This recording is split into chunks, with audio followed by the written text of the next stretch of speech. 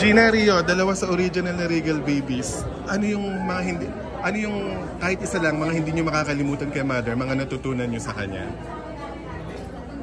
Ano na? Siyempre, hindi ko makakalimutan kay Mother ay yung pagtitiwala niya sa akin dahil siya yung nagbigay ng big break sa akin para makapag-comeback sa people, you know. I got pregnant, you know, I got separated, and when walang naniniwala sa aking kakayahan noong mga panahon yon, si Mother ang sumugal para sa akin. That alone ay hindi ko makakalimutan. Okay. And you know, through the years, nandyan pa rin naman siya. Lagi sumusuko.